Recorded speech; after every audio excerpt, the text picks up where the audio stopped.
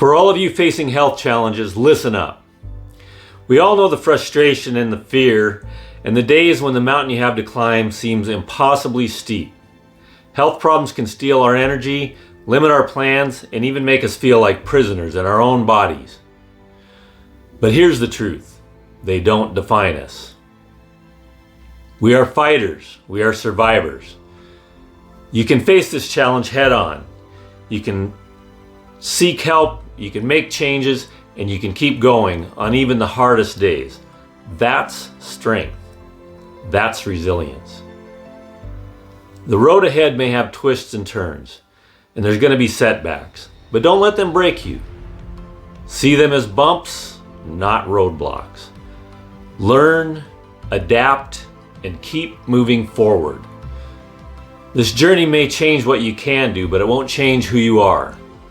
Find your new normal. Celebrate small victories. Focus on what your body can do, not what it can't. There's a whole world of possibility waiting for you, even with limitations. Remember, this challenge is shaping you. It's giving you a deeper understanding of yourself, your strength, and your incredible capacity to overcome. You will emerge stronger, braver, and with a newfound appreciation of every healthy day.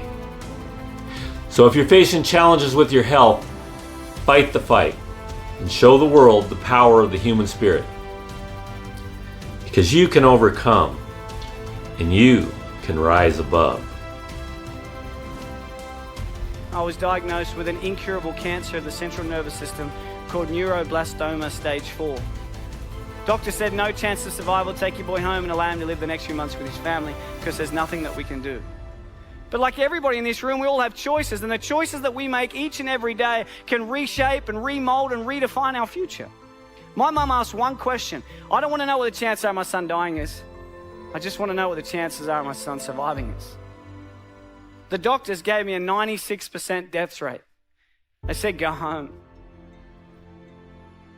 But my mum looked at my glass being 4% full and not 96% empty. But the next day, a doctor came in from America. He said, we're trialing a drug. It's called DTIC. Never been trialed on humans before, only on animals. We're going to trial it on 25 kids. And I truly believe that outside of love, hope is the most powerful word in the English dictionary. This instilled hope into our lives. We started this drug 9 a.m. Tuesday morning. Within 1 month, 20 out of 25 kids had passed away. Within 90 days, 24 out of the 25 kids were dead.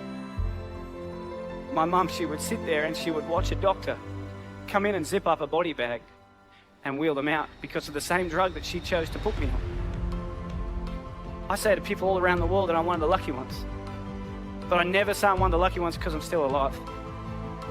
I say I'm one of the lucky ones because I wasn't my mum. My mum had it tough. She had to make a choice to inject the drug into a child that has killed everybody that had ever taken it. Until one day I was finally allowed to go home. The doctor said to my mum, your son, he will never go to school, he will never play sport, he'll be a housebound baby, and if he reaches his teenage years, it'll be a miracle. But we believed in miracles.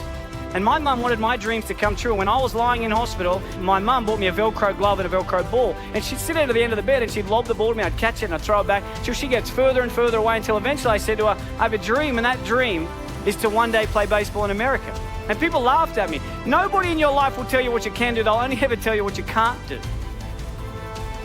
My dream was to play baseball in America, and I wanted to do everything in my power to make sure that happened. And there was a lot of hiccups along the way. I had my first heart attack when I was 12. I had glandular fever, I had bacterial meningitis. But people kept telling me I wouldn't do it. So it made me work really hard to make sure I could do it. I was lucky enough at the age of 17 to sign a contract and live in America and play baseball. But as you know, life is like a roller coaster. You can get to a pinnacle point in your life and it can get taken away from you in a heartbeat. At the age of 18, I was playing baseball in Phoenix, Arizona. I slid into a base at second and I woke up 3 days later. And at the age of 18, I suffered my career-ending heart attack and I was sent home. I was a depressed boy. I thought life wasn't fair.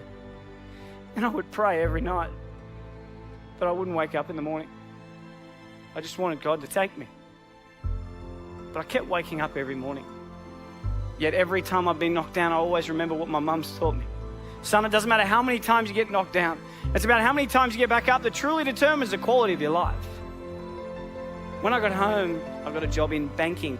This guy, day 3, tall old guy came in. He said to me, Michael, I'm Tom, I'm the CEO, let's have a chat. I had no idea what CEO stood for, but I just went in there and listened. He said, Michael, where do you see yourself in 5 years' time? I had no idea where I was going to be in 5 years' time, but my mum, she always taught me, son, shoot for the moon, and if you miss, you'll end up in the stars. So I said to him, Tom, in 5 years' time, I'm going to take your job. He hated me. Don't ever say that to your boss, okay? They do not like you when you say that. But within 12 months, I was the youngest bank manager in Australia. Within 2 years, youngest area manager. 3 years, youngest state manager. Within the 4th year of being with this company, I was the youngest national sales development manager for one of the largest companies in the world. At the age of 23, I had 600 staff, had 120 banks around Australia and New Zealand. I made lots of money. I lived in $1 million house, had a $100,000 sports car, wore the Armani suits and the Rolex, and I reported directly to my mate Tom.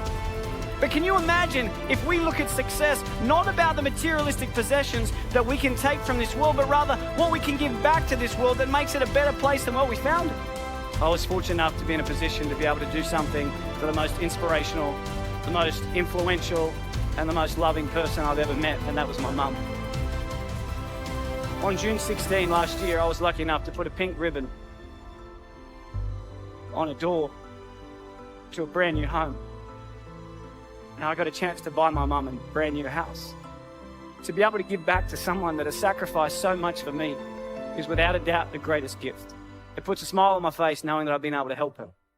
And when I was 7, I heard through the curtains the doctor say to my mum, he will never go to sport, he will never play baseball, he will never ever go to school, and if he reaches his teenage years, it'll be a miracle. And my mum, she walked out, and I said to her as if I didn't hear, what did the doctor say?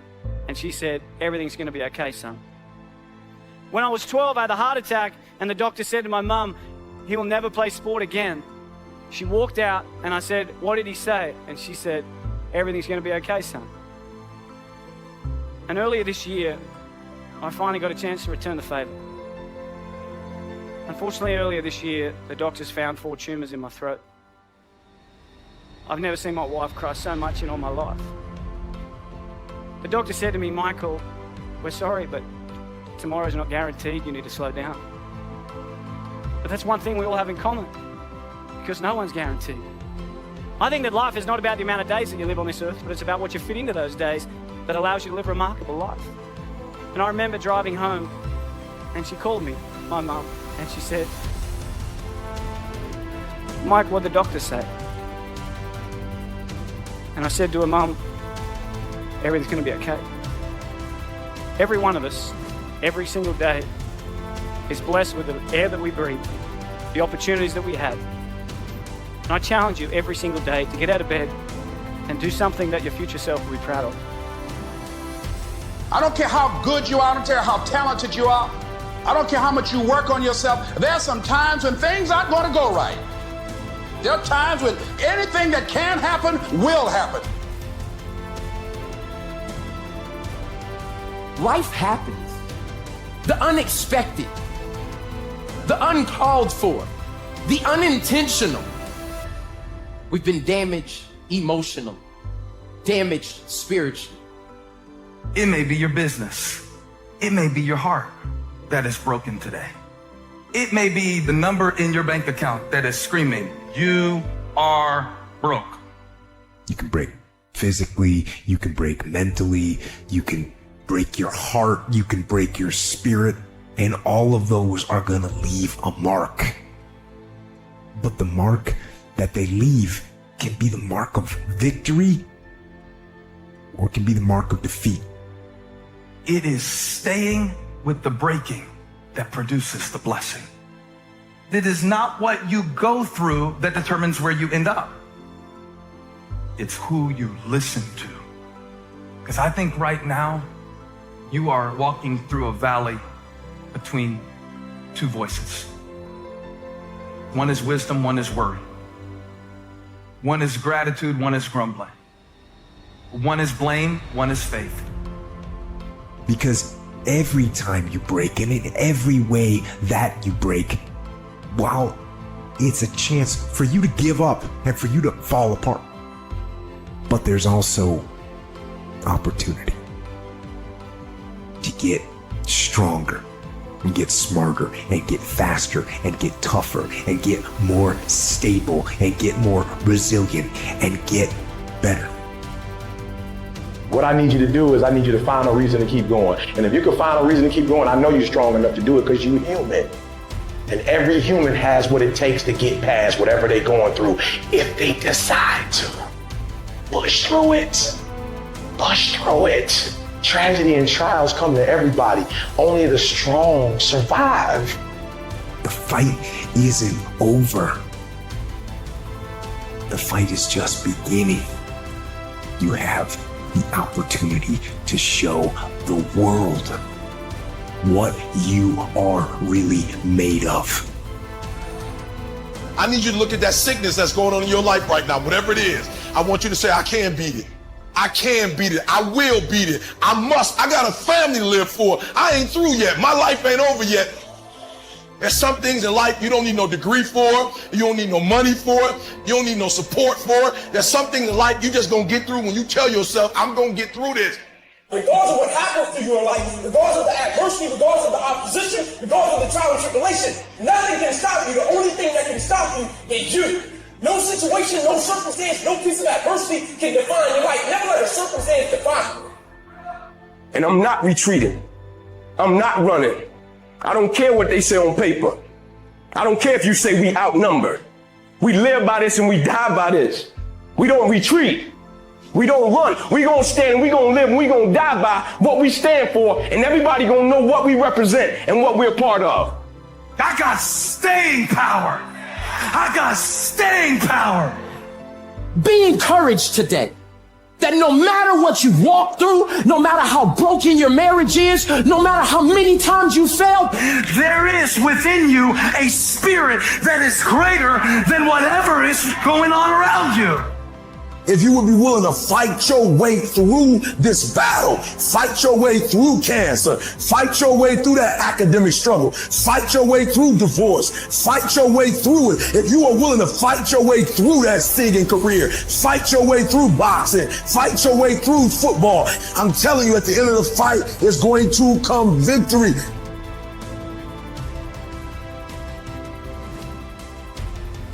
And as you crawl up and out of that dismal and wretched place, as you rise above what you were, and as you take the form of who you are supposed to be, you will see that in the very act of standing up, in the very act of fighting on, you will become and you will remain unbroken.